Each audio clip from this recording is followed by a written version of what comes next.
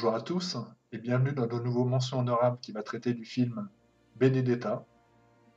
Et de quoi ça parle? Eh bien, ça nous raconte l'histoire inspirée de faits réels de la sœur Benedetta Carlini. Très jeune, va décider de rentrer au couvent parce qu'elle croit être en contact avec Dieu et notamment avec Marie, un lien important avec la Vierge Marie. Et elle va grandir dans une vie pieuse et monastique jusqu'à l'âge adulte, jusqu'à devenir adulte, où elle continuera régulièrement à avoir un contact avec Dieu, avec Jésus, avec la Vierge Marie. Elle aura des miracles, elle aura des voix, elle aura des transes également, des formes de possession. Parfois, on ne sait pas trop si tout ce qu'elle dit est vrai. Même dans le film, il y a un certain flou. On peut imaginer que des choses qui se produisent ont été agencées par elle. Et dans un même temps, elle va avoir une relation charnelle avec une jeune femme qui se nomme Bartholoméa, qui arrive au couvent pour demander la protection. C'était une jeune femme qui fuyait son père qui voulait la frapper. Et donc la mère du monastère a accepté à ce qu'elle reste. Et elle vient du monde. Et elle amène avec elle les travers du monde. Dans cet environnement cloîtré et dans cet environnement religieux. Et qu'est-ce que j'ai pensé de ce film? Eh bien, j'ai bien aimé, mais il me pose problème parce qu'en fait, je ne sais pas vraiment à qui je peux le conseiller. Dans la vie, on a des amis, on a une catégorie d'amis. En tout cas, moi, ça m'arrive très souvent. Je me dis tel film pourrait plaire à un tel ou un tel. Et là, pour le coup, je ne sais pas à qui peut plaire ce film. Sinon, cinéphile parce qu'il est beau, parce que les acteurs sont bons, parce que les décors restituent bien l'ambiance moyenâgeuse. Si j'hésite à conseiller ce film à certaines personnes, je sais par contre à qui je peux conseiller de ne pas le voir, de ne pas le regarder. Il faut dire qu'il est interdit au moins de 12 ans, donc déjà ça laisse imaginer qu'il y a des scènes qui peuvent être dérangeantes pour un certain public. Et effectivement, si vous êtes très pieux, si vous êtes très religieux, que pour vous les saintes écritures c'est important, vous risquez d'être choqué par certaines scènes.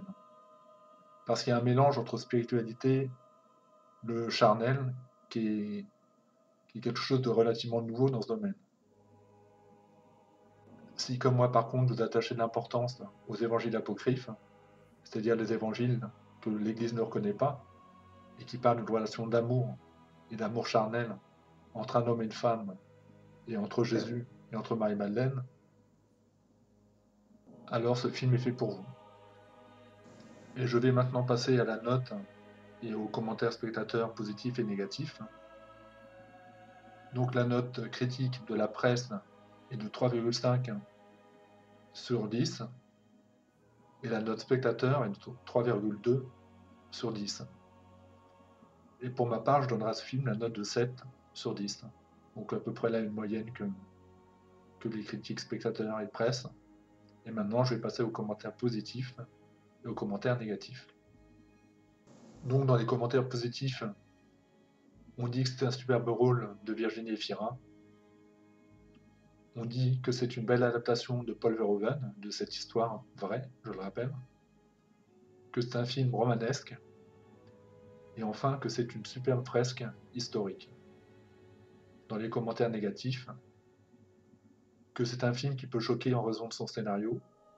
J'ai vu d'ailleurs qu'il était interdit à Hollywood dans certaines salles, ce qui ne m'étonne pas du tout, pour être franc. On dit qu'il y a des incohérences de scénario, des choses qui ne collent pas vraiment avec ce qu'on imagine d'une époque en fait. Que c'est un film qui vire parfois au grand guignol. Je vois tout à fait ce qu'ils veulent dire. Il y a des moments, les scènes de possession, de transe, ça peut faire un peu trop, peut-être. Et enfin, un souci dans certains dialogues un peu anachroniques. C'est un peu pareil que les incohérences de scénario. Et effectivement, il y a des moments où il y a des dialogues qui font un peu trop modernes pour un film qui se veut d'époque. Parce que je ne l'ai pas forcément dit, enfin je l'ai dit à demi-mot, ça se passe au Moyen-Âge, je situerai à peu près au Moyen-Âge, donc il y a des propos parfois qui peuvent sembler un peu décalés. Mais je vous recommande ce film, si vous aimez le cinéma, si vous aimez être surpris au cinéma, eh bien ce film est fait pour vous. Quant à moi, j'ai fini ma chronique, Ouais, d'accord. Ok, j'ai fait un cumul des deux. Je vous remercie. La bande-annonce sera en dessous. Merci à vous et à bientôt. Merci à vous et à bientôt.